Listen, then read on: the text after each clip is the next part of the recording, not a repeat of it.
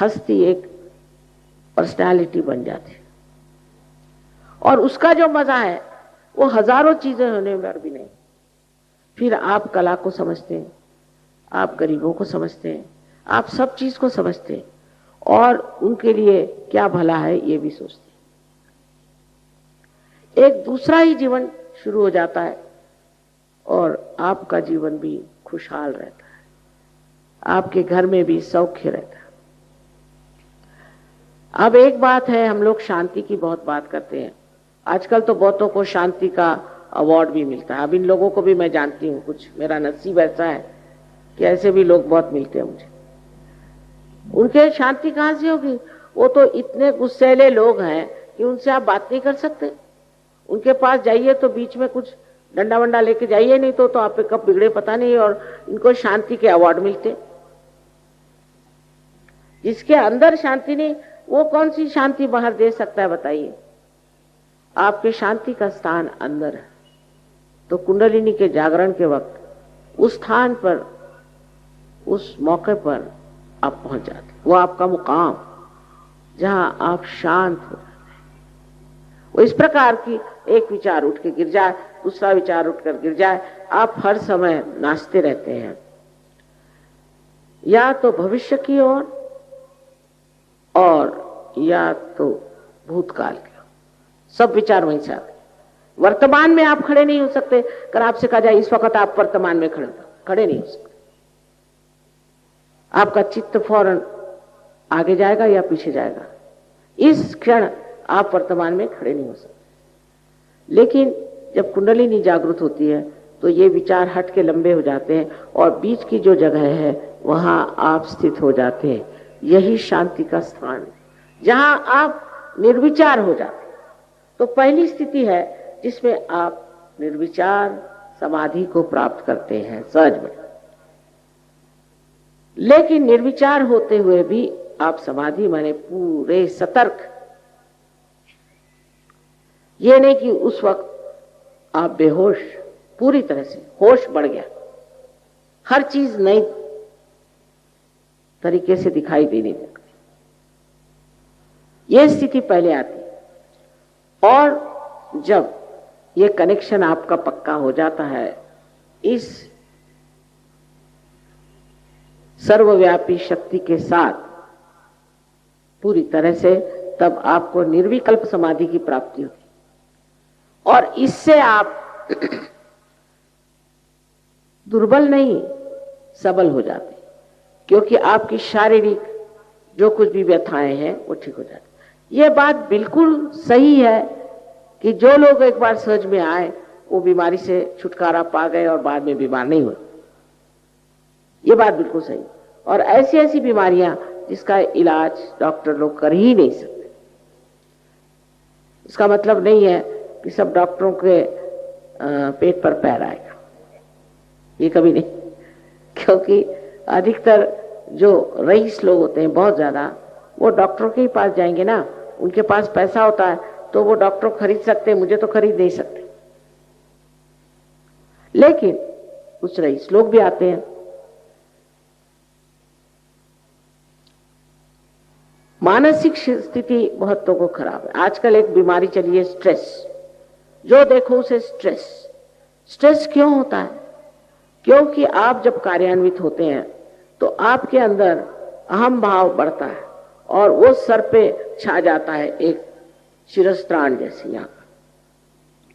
लेकिन जब कुंडलिनी जागृत होती है तो वो इस ब्रह्मरंध्र को छेद देती है और मानो एक छेद सा, जिसमें से आपकी सारी परेशानियां, आपका सारा स्ट्रेस निकल जाता है। और आप महसूस कर सकते हैं कि आपके सर के अंदर से ही ठंडी ठंडी हवा है। उसमें शंका करने की कोई बात नहीं, क्योंकि आप ये सब हैं, ये आप ही की शक्ति है। आप ही के अंदर से ही जागृत हुई और आप ही को इसने आशीर्वादित किया। समझ लीजिए कि आपकी अपनी व्यक्तिगत मां है, आपके बारे में सब जानते हैं। जैसे टेप रिकॉर्ड होता है, ऐसे इसने अपने अंदर सब आपके बारे में जान रखा है। और वही आपको पुनर्जन्म देती है और आपका दूसरा जन्म होता है जिसके लिए वो लालायित है। इसमें हमारा आपका कोई लेना देना नहीं बनेगा, कोई भी नहीं, क्योंकि आपकी शक्ति है।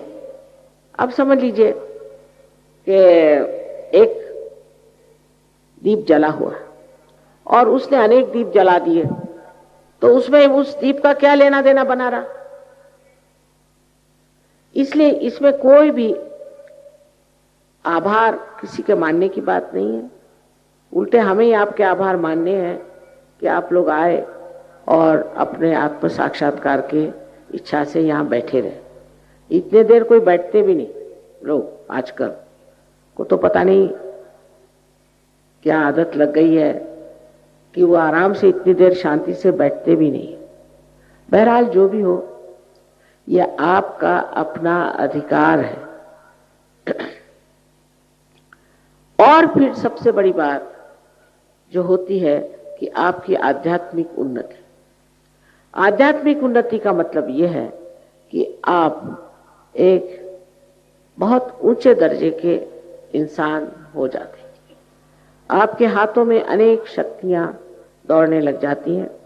आप भी लोगों को पार करा सकते हैं और आप भी लोगों को रियलाइजेशन दे सकते हैं। इसके लिए जरूरी नहीं है कि आप कुछ रुपया खर्च करें या कुछ करें। सिर्फ एक बात है कि थोड़ी नम्रता जरूर होनी चाहिए। अब हमारे जो जहां पर ये लोग प्रोग्राम वगैरह करते हैं, बहुत सर्वसाधारण तरह की जगह है। उसमें क्योंकि हम लोग पैसा ऐसा लेते नहीं ना, उसमें जैसे भी है बहुत विद्वान लोग हैं और आपको सब बता देंगे कि आपके अंदर चक्र कैसे हैं और वो चक्रों की शुद्धता कैसी करनी है और आप किस तरह से इसको पा करके दूसरों की चक्रों को ठीक कर सकते। तो आपका जो नया आयाम आता है उसे कहते हैं सामूहिक चेतना, कलेक्टिव कॉन्शियसनेस। माने आपके हाथ पर आप महसूस कर सकते हैं अपने चक्र, और अपने ही हाथ पर आप दूसरों के चक्र भी महसूस कर सकते हैं। अगर आपको ये मालूम हो कि हम अपने चक्र कैसे ठीक करें और हम दूसरों के चक्र कैसे ठीक करें, बस हो गया। 1 महीने में आप अपने गुरु हो जाते हैं। आप समझ जाते हैं कि आपके लिए कौन सी चीज ठीक है और कौन सी नहीं। समझ नहीं जाते, या आपके अंदर ये बैठ जाता है। जैसे कोई चीज है वो ठंडी है कि गर्म है, ये आपके नस नस में आप जानते हैं, आपके सेंट्रल नर्वस सिस्टम में आप जानते हैं। इसी प्रकार आप जान सकते हैं। सत्य को आप अपने उंगलियों पे, फिंगर टिप्स पे जान सकते हैं। ये आपके अंदर सब बना हुआ है। जैसे एक ये बना हुआ है इंस्ट्रूमेंट है, लेकिन अगर इसका कनेक्शन मेन से नहीं हुआ तो ये बेकार है। इसी प्रकार आपकी भी कोई विशेष हस्ती नहीं है, पर जब उस परम चैतन्य की शक्ति से एकाकारिता साध्य होती है, तब आश्चर्यचकित आप होंगे कि आप हैं क्या। आपको अपने बारे में कुछ कल्पना ही नहीं है, और उस बार जो आपको एक चैन, शांति, यहां तक ऐसा आदमी बहुत कार्यशील हो जाता है, डायनामिक, और उसी वक्त वो बहुत ज्यादा भी प्रेमी, मोहब्बती, कंपैशनेट हो जाता है।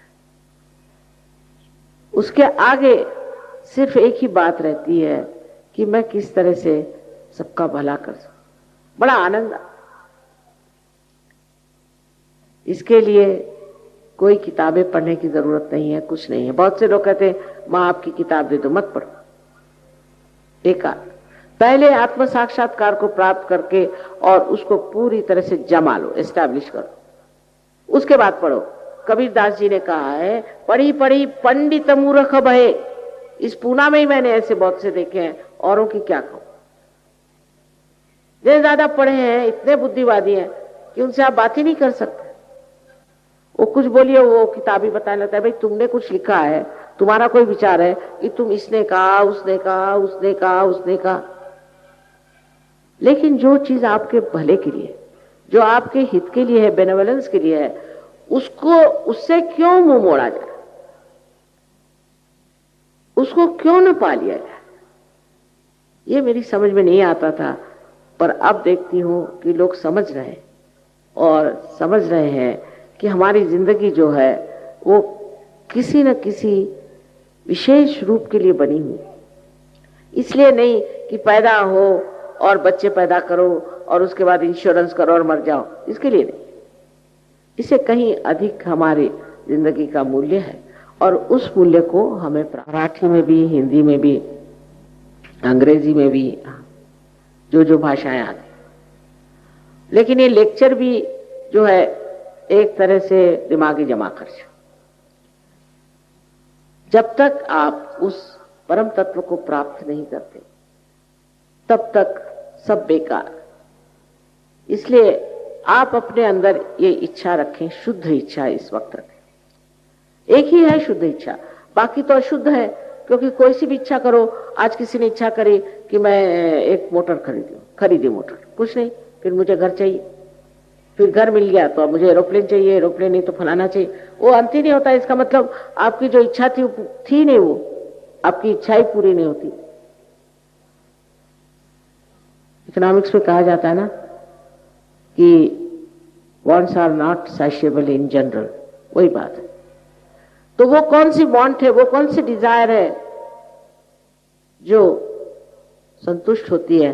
वो शुद्ध इच्छा, इस परम चैतन्य से हमारी एकाकारिता साध्य।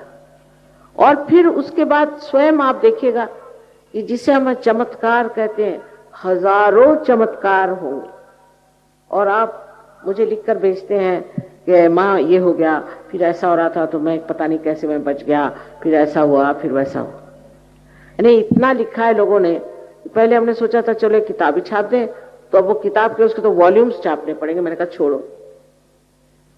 काहे को छापना, लोगों को अनुभव ही करने दो इसको कि आप कितने सुंदर हैं, आप कितने गौरवशाली और आपकी कितनी विशेषता है, इसको खुद ही जानो।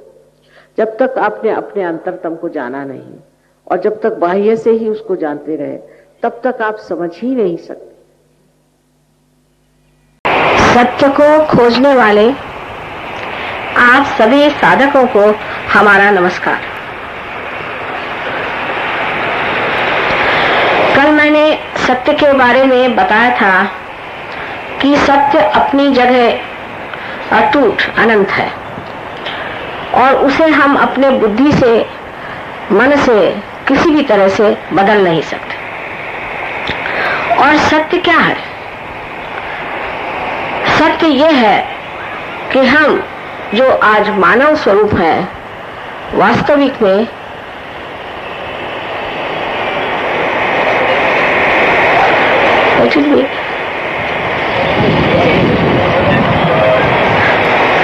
जो आज हम मानव स्वरूप है, वो वास्तविक में आत्मा स्वरूप है। एक आज ऐसी सीढ़ी पर हम खड़े हैं जहां हम स्वयं को एक मानव रूप में देख रहे हैं और इससे एक सीढ़ी चढ़ने से ही हम जान लेंगे कि हम इस मानव स्वरूप से भी एक ऊंचे स्वरूप में उतर सकते हैं जहां हम आत्मा स्वरूप हो जाते हैं। ये एक महान सत्य है। लेकिन परम सत्य ये है कि ये सारी चराचर सृष्टि, सारी दुनिया, मनुष्य, प्राणी मात्र, जड़ चेतन, सब चीजें एक ब्रह्म चैतन्य के सहारे जी रही है, पनप रही है, बढ़ रही है। और ये परम चैतन्य चारों तरफ सूक्ष्मता से फैला हुआ है, जो कि सब चीजों को बनाता है, सब चीजों को सृजन करता है, बढ़ाता है। और जो कुछ भी आज हम इंसान बने हैं, वो भी इस परम चैतन्य के कृपा से ही बने। इस परम चैतन्य में ऐसी शक्ति है कि जिससे वो हमें ज्ञान दे सकता है, ऐसा ज्ञान कि जो एकमेव ज्ञान, जिससे कि हम ये जान सकेंगे कि हम क्या हैं, हमारे अंदर क्या स्थिति है, हम कहाँ हैं और हमारा लक्ष्य क्या है। वो ज्ञान देता है कि जिससे हम अंदर से ही महसूस करते हैं, अंदर से ये हमें ज्ञात होता है कि हम एक विराट के अंग प्रत्यंग है, जिसे हम अंग्रेजी में कलेक्टिव कॉन्शियसनेस कहते हैं और हिंदी भाषा में सामूहिक चेतना कहते हैं। यह सामूहिक चेतना का प्रादुर्भाव, उसका मैनिफेस्टेशन हमारे अंदर सहज में हो सकता है जिस दिन हम आत्मा स्वरूप हो जाते हैं, क्योंकि आत्मा जो है वो हमारे अंदर एक सामूहिक वस्तु है या सामाहिक जिसे कहते हैं कलेक्टिव बीइंग। जिस दिन ये घटित होता है, ये घटना हो जाती है, उस दिन हम उस परम सत्य को भी जान जाते हैं कि हमारे चारों ओर ये सूक्ष्म सृष्टि फैली हुई है और इस सूक्ष्म सृष्टि से हमारा जब योग हो जाता है, जब हम उसे एकाकारिता पा लेते हैं, तब हम ये जान जाते हैं कि हमारा चित्त भी आलोकित हो गया और इस चित्त के साथ हम बहुत कुछ जान सकते हैं जो हमने कभी भी पहले जाना नहीं था। ऐसी दशा में हमें यह सोच लेना चाहिए कि आज का जो संसार है, आज जिसे हम बहुत बड़ा सत्य समझे बैठे हैं, इसके पीछे एक बहुत बड़ा सत्य छिपा हुआ है जिसे हमें प्राप्त करना है और इसे प्राप्त करना बहुत सहज है। सहज का मतलब दो होता है, एक तो सहज माने आपके साथ पैदा हुआ और सहज माने आसान, इजी होना ही चाहिए। अगर ये उत्क्रांति, ये एवोल्यूशन अत्यावश्यक है तो वह सहज ही होना चाहिए। जैसे कि हमारा श्वास लेना, ये अत्यावश्यक है हमारे लिए, वो हम सहज में लेते हैं। उसके लिए अगर कहीं जाना पड़े और किसी गुरु को बनाना पड़े और कोई किताबें पढ़नी पड़े तो बहुत कठिन हो जाए। उसी प्रकार ये घटना भी सहज में ही घटित होनी चाहिए, कारण ये एक जीवंत शक्ति है जिसने आज हमें मानव स्वरूप दे दिया अमीबा से, और यही जीवन शक्ति जो है, जो जीवंत है, वही हमारे अंदर कार्यान्वित होती है, काम करती है और जिसके कारण हम इस ऊंची दशा में पहुंच जाते हैं। कल आपको मैंने कुंडलिनी के बारे में बताया था कि कुंडलिनी शक्ति हमारे अंदर इस त्रिकोणाकार अस्थि में बैठी, जरा ऊपर उठाई, इस त्रिकोणाकार अस्थि में यह कुंडलिनी शक्ति बैठी है और ये 3.5 कुंडलों में है, उसका भी एक गणित है और इसमें अनेक शक्ति के तंतु हैं, जैसे कि एक डोर में अनेक छोटे छोटे डोर होते हैं। अब इस कुंडलिनी के नीचे में जो आप देख रहे हैं लाल रंग का चक्र है, यह हमारा मूलाधार चक्र है और जिसमें कुंडलिनी बसी हुई है उसे हम मूलाधार कहते हैं, माने वो उसका घर है। नीचे जो लाल रंग का आप देख रहे हैं ये मूलाधार चक्र है और ये बहुत महत्वपूर्ण चक्र है। इस चक्र के ही कारण कुंडलिनी को सब कुछ ज्ञात होता है और ये चक्र हमारे अबोधिता का, हमारे भोलेपन का, हमारे इनोसेंस का करता धरता है। जब हम बच्चे होते हैं, बचपन में जो हम बहुत ही अबोध होते हैं, उस वक्त हमारे अंदर ये चक्र बहुत कार्यान्वित होता है। धीरे धीरे जैसे उम्र बढ़ने लग जाती है, इस चक्र पे आघात आते हैं और हमारा इनोसेंस जो है, हमारी जो अबोधिता है, हमारा जो भोलापन है, वो कम होने लग जाता है। इस चक्र से ऊपर आप देख रहे हैं कि कुंडलिनी है।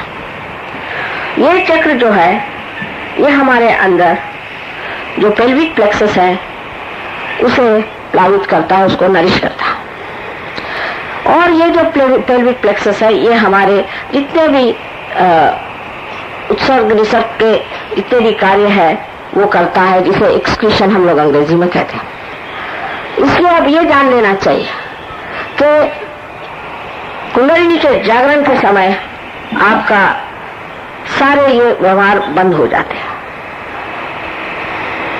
और जो लोग गंदी बातें सिखा रहे हैं रजनीश जैसे कि सेक्स करने से कुंडलिनी का जागरण होता है, ये महापाप है, क्योंकि ये तो उसके नीचे है। जो सारा पवित्रतम है वो ये मूलाधार चक्र है, और जैसे कि कमल एक गंदे मैले सड़े हुए एक पानी के छोटे से समूह में ही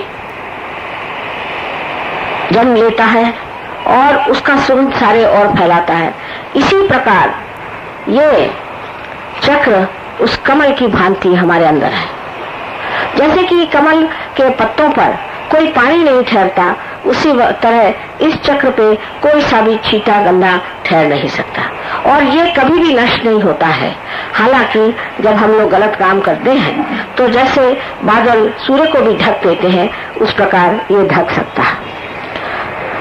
तो जो लोग इस तरह की गलत बातें सिखाते हैं वो समझ लेना चाहिए कि आपको पतन की ओर ले जा रहे हैं और आपकी कमजोरियों को बढ़ा रहे हैं।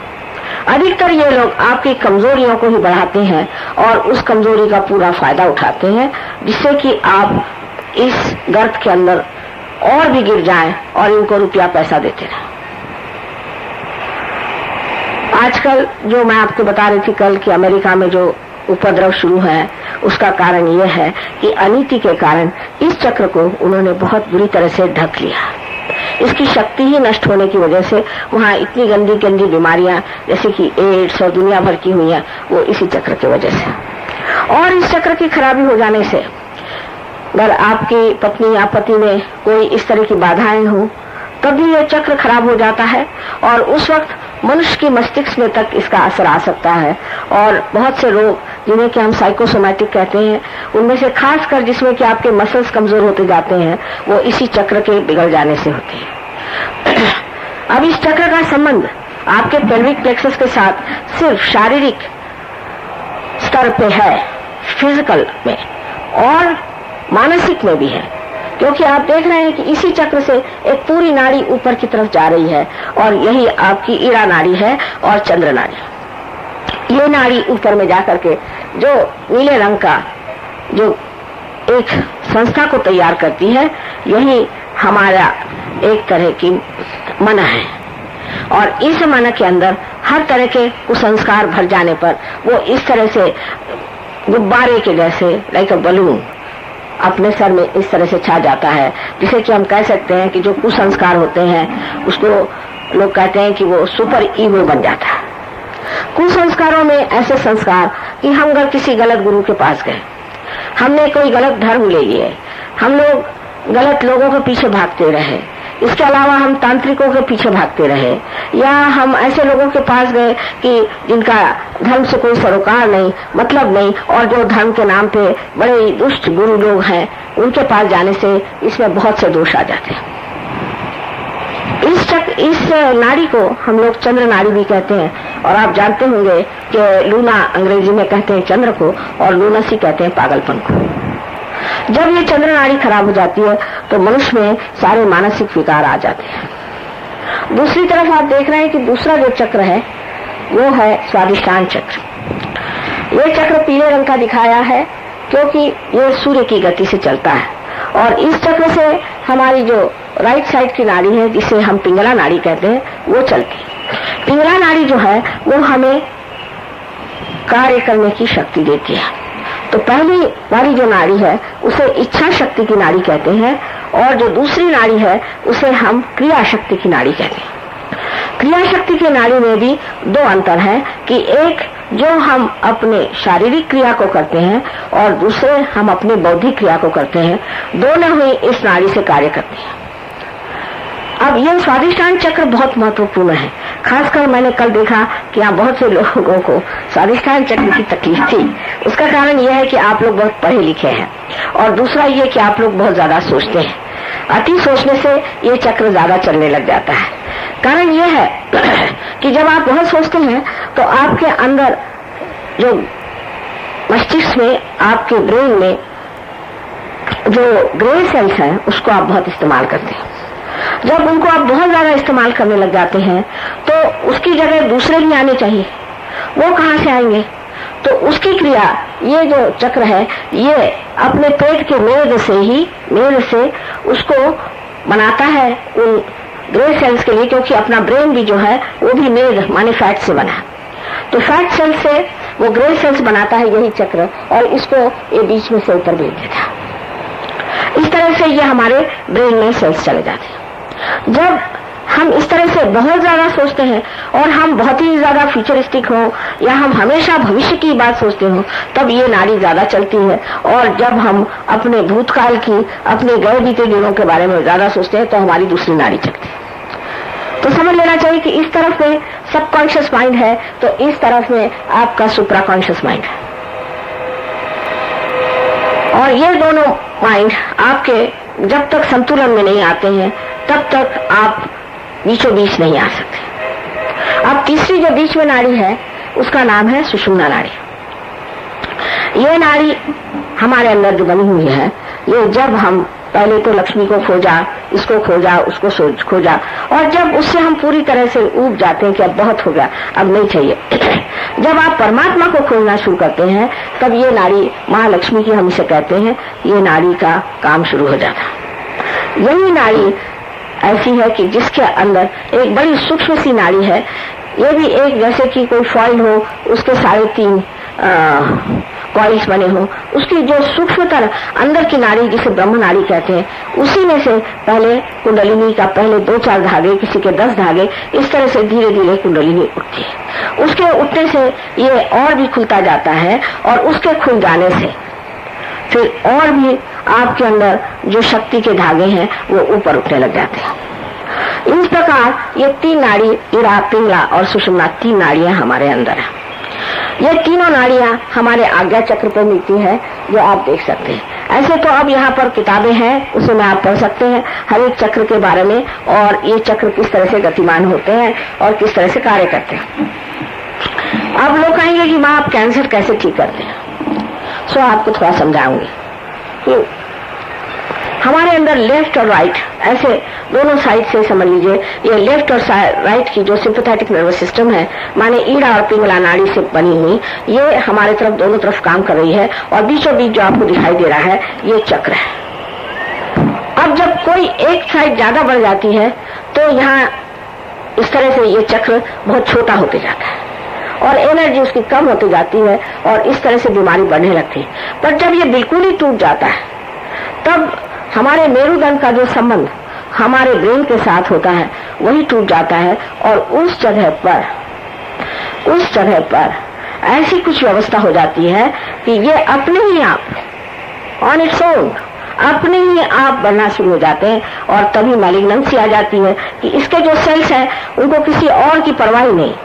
जैसे अब हमारा नाक है या आंख है, कान है, हर चीज बराबर उसी प्रोपोर्शन में, उसी प्रमाण में बढ़ती है जैसे कि बढ़ना चाहिए। ये नहीं कि नाक ही बड़ी हो गई, कि आंख ही बड़ी हो गई, कि कान ही बड़ा हो गया। लेकिन जब ऐसा व्यतीत हो जाता है, जब उसका संबंध मस्तिष्क के साथ नहीं रहता है, तब वो चीज अपने आप से खूब जोरों में बढ़ना शुरू हो जाती। और कभी अगर कैंसर आपके अगर उंगली का होगा तो एक उंगली बढ़ जाएगी, अगर आपके नाक का होगा तो नाक ही बढ़ जाएगी, कान का होगा तो कान ही बढ़ जाएगा। तो वो चीज जाकर के दूसरी जो सेल्स उनको दबाती है, और इसी तरह से कैंसर का रोग घटित होता है। अब कुंडलिनी का जब जागरण होता है तो वो जैसे ये टूटी हुई चीज है, इसमें से जोड़ते जोड़ते इस तरह से, इसके जैसे कि आप किसी मणि के अंदर से कोई डोर को पिरो लीजिए, उस तरह से ये जुट जाता है। ये जुटते ही साथ ये जो चक्र है जो कि अब क्लांत है और जो कि बीमार और कमजोर और जिसमें शक्तिहीनता आ गई है, उसे शक्ति देता है। उस शक्ति के कारण आपका कैंसर ठीक हो जाता है।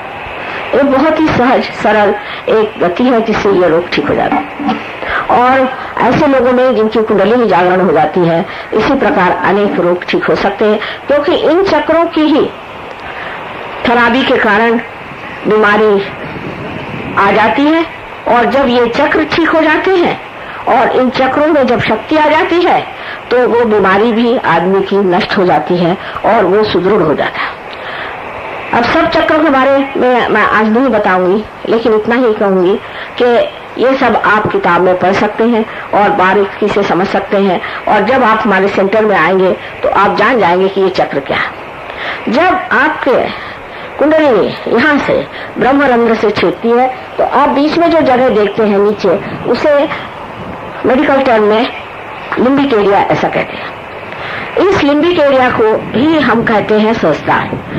लेकिन जिस वक्त कुंडलिनी आज्ञा चक्र, जो कि वहाँ पे 3 जगह मिलती है, वहाँ गुजरती है, तो ये आज्ञा चक्र जागृत होने के कारण ये दोनों संस्थाएं, एक तरफ से ईगो बना हुआ है पीला, और एक तरफ से सुपर ईगो, या एक तरफ से अहंकार और दूसरी तरफ मन, इन दोनों को अपने अंदर खींच लेते हैं।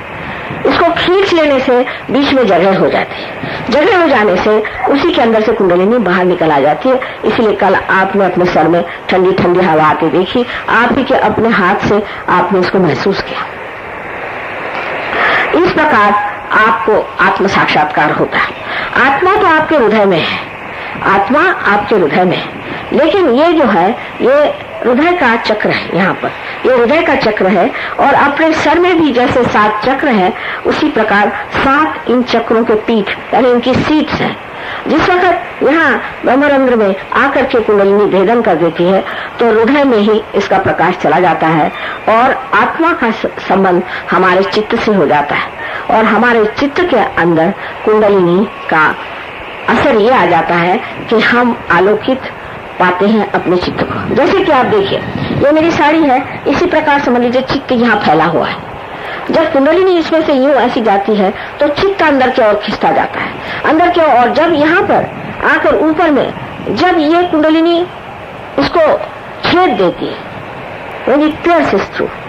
तब इस कुंडलिनी की आभा, इसकी शक्ति इस चित्त में चली जाती है, और तब आपका चित्त जो है वो आलोकित हो जाता है। ये बहुत ही सहज सरल चीज है, लेकिन इसको करने के लिए ऐसे ही लोग चाहिए कि जो इसमें अधिकारी हो। मैं सोचती हूँ कि जो सहयोगी हैं, जिन्होंने सहयोग में आकर के और पूरी तरह से जान लिया है कि कुंडलिनी क्या है, और जो इस पर अब बहुत एक ऐसी दशा में आ गए हैं कि वो सामूहिक चेतना में समझ सकते हैं कि आपके अंदर क्या दोष है और उसको किस तरह से ठीक करना है, वो आपकी कुंडलिनी सहज में ही जागृत कर देते हैं। इतना ही नहीं, ये लोग आपकी बीमारियां भी ठीक कर देते हैं। अब कल ही आपने देखा कि पटेल साहब जो यहाँ खड़े हुए थे, इन्होंने मुझे कभी देखा भी नहीं था, और पैरालिसिस से पड़े थे। डॉक्टर ने कहा कि ये तो ठीक नहीं हो सकते, रोज कितने तो इंजेक्शन ले रहे थे, क्या क्या हो रहा था, और उसके बाद वो एकदम ठीक हो गए। आज भी एक माशा आए थे, वो भी एकदम से ठीक हो गए। इस प्रकार कोई लोग एकदम ठीक हो जाते हैं, कोई लोगों को थोड़ा और टाइम लगता है, पर आपका जो शारीरिक है वो कम से कम ठीक हो जाना चाहिए। अगर आप किसी गुरु के पास जाते हैं, किसी के पास जाते हैं, और आपकी अगर तबीयत नहीं ठीक रहती, तो मैं आपसे एक माँ की तरह से यही कहूंगी कि बेटे, तुम्हारी जो आदमी तबीयत भी नहीं ठीक रख सकता, ऐसे गुरु को क्यों मानना? ऐसे गुरु को रख के क्या फायदा? कम से कम तुम्हारी तंदुरुस्ती तो ठीक रहे। वो भी अगर ठीक नहीं रह सकता तो उसकी क्या जरूरत है? फिर आप स्वयं ही अपने गुरु हो जाते हैं, क्योंकि आपका आत्मा ही आपको प्रकाश देता है, और आप इस चैतन्य लहरियों से जान सकते हैं कि आप क्या कर रहे हैं, आप में क्या दोष है, आप में कौन सी गलत है। जैसे आज ही एक साहब ने मुझसे कहा कि माँ मेरा आज्ञा बहुत पकड़ रहा है, इसे ठीक करें। इसका मतलब है मुझे अहंकार आ गया है। पर आप किसी से कहेंगे तुझे अहंकार आ गया तो मारने बैठेगा, कोई सुनेगा ऐसी बात? पर वो स्वयं ही आके कहता है कि माँ मेरा आज्ञा बहुत पकड़ रहा है, इसे आप साफ कर दीजिए, नहीं तो बड़ी तकलीफ हो रही है, मेरा सर दर्द हो रहा है। इस प्रकार आप खुद ही जान जाते हैं कि आपने कौन से चक्र पकड़े, और आप अगर ये जान जाए कि कौन जो चक्र आपने पकड़े हुए हैं वो चक्र किस तरह से आप ठीक कर सकते हैं, आप तो स्वयं ठीक हो ही जाएंगे, लेकिन आप दूसरों के बारे में भी जान सकते हैं। कुंडलिनी के बारे में कम से कम मैंने हिंदी भाषा में 3-4 हजार तो भी लेक्चर्स दिए होंगे, और ये ज्ञान बहुत प्रगाढ़ और विशाल और गहन है। इसको एक दिन में सारा समझाना तो बहुत कठिन है। कल आप लोगों ने बड़े अच्छे प्रश्न पूछे, इसके मैंने अधिकतर आपको उत्तर दिए हैं, और मैं चाहूंगी कि फिर से आप आज कुछ सवाल पूछें और उसके मैं उत्तर दूं, वही अच्छा रहेगा बनिस्बत इसके कि मैं आपको कुंडलिनी के बारे में विस्तार पूर्वक और बताती रहूं। ये कुंडलिनी जो है ये हमारी शुद्ध इच्छा है। बाकी जितनी भी हमारे अंदर इच्छाएं हैं वो शुद्ध नहीं, क्योंकि अगर शुद्ध होती तो आज लगा कि आज हमारे पास घर होना चाहिए, घर आया तो मोटर होनी चाहिए, मोटर होनी चाहिए तो फिर उसके बाद और कुछ होना चाहिए। माने आप जानते हैं कि इकोनॉमिक्स में कहा जाता है कि in general wants are not satisfied, माने पूर्णतया कोई सी भी इच्छा जो होती है उससे मनुष्य समाधान नहीं प्राप्त कर सकता। इसका मतलब है कोई ऐसी भी इच्छा हो सकती है कि जिससे मनुष्य समाधान प्राप्त करे, और वही ये कुंडलिनी शक्ति है जो कि हमारे अंदर पूर्णतया एक शुद्ध इच्छा है। और जब ये शुद्ध इच्छा हमारे अंदर जागृत हो जाती है तब हम सारी इच्छाओं को एक साक्षी स्वरूप में देखते हैं। सहयोग से अनेक लाभ हैं, शारीरिक, मानसिक, बौद्धिक और सबसे बड़ी चीज कि आध्यात्मिक बड़ी उन्नति हो जाती है। पर सबसे बड़ा इसका लाभ मैं कहूँ तो यह है कि आप आनंद के सागर में रहने लग जाओ और सब चीज की और एक बहुत ही साक्षी स्वरूप से आप देखने लगते हैं। जैसे कि एक आप पानी में है, एक विचार आता है फिर चला जाता है, दूसरा विचार आता है फिर चला जाता है, आप उसी के ऊपर नाच रहे हैं। इन दोनों के बीच में एक जगह है जिसे विलंब कहते हैं। कुंडलिनी उस जगह को बढ़ा देती है और इन विचारों को इस तरह से छोटा कर देती है। तो आप पहले निर्विचारिता में उतर जाते हैं। माने क्या है कि आप उस पानी से डर रहे हैं और उसके लहरों से आप डर रहे हैं, उस पानी से उठ करके आप नाव में बैठ गए। नाव में बैठ करके आप देख सकते हैं कि ये क्या हो रहा है। नाव में बैठ करके आप समझ सकते हैं कि ये क्या हो रहा है। जब आप देख रहे हैं तब आपको तकलीफ नहीं होती, पर समझ लीजिए कि आप तैराक हो गए, आपने तैरना सीख लिया। जरा नहीं चाहिए, मैं मांगूंगा। हाँ, अगर आपने तैरना सीख लिया तो आप पानी में कूद सकते हैं और जो लोग डूब रहे हैं उन्हें भी बचा सकते हैं। या इस तरह से आजकल के आधुनिक मोटर का मैं आपको एक उदाहरण दूंगा। जैसे कि मोटर है, सो मोटर में आपके दो चीजें होती हैं, एक तो ब्रेक होता है, एक एक्सीलरेटर होता है। इसी प्रकार हमारा लेफ्ट साइड ब्रेक है और राइट साइड एक्सीलरेटर है। पहले जब हम मोटर सीखते हैं तो हम उसको बैलेंस करते हैं कि लेफ्ट और राइट दोनों किस तरह से संभाले, माने एक्सीलरेटर और ब्रेक को हम किस तरह से संभाले, समझे। इस तरह से एक चीज अगर छोड़ दीजिए, अगर ब्रेक लगा दीजिए तो गाड़ी चलेगी नहीं, और अगर एक्सीलरेटर सिर्फ चला दीजिए तो गाड़ी जाके पता नहीं कहाँ लग जाए। तो दोनों का इस्तेमाल जब आ जाता है तब लोग कहते हैं हाँ तुम्हें ड्राइविंग आ गई। लेकिन ड्राइविंग आने पर फिर आप निष्णात हो जाते हैं, आप होशियार हो जाते हैं और फिर आप ऑटोमेटिकली चलाते हैं, आपका हाथ बराबर चलता है। आपको ये नहीं हर बार कहना पड़ता हाँ ब्रेक लगाओ, अब ये करो, अपने आप चलता है। पर उसके बाद भी जो उसका मालिक है, मोटर का जो मालिक है वो पीछे बैठा है, वो आपसे बता रहा है कि ऐसे चलाओ वैसे चलाओ। उसके बाद आप ही मालिक हो जाते हैं।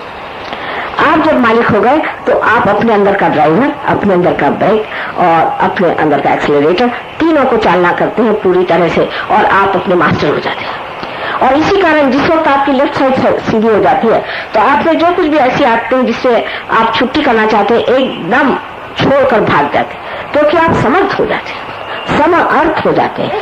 आपका जो अर्थ है वो पूरा हो जाता है और उस समर्थता में आप इस तरह से बहादुर हो जाते हैं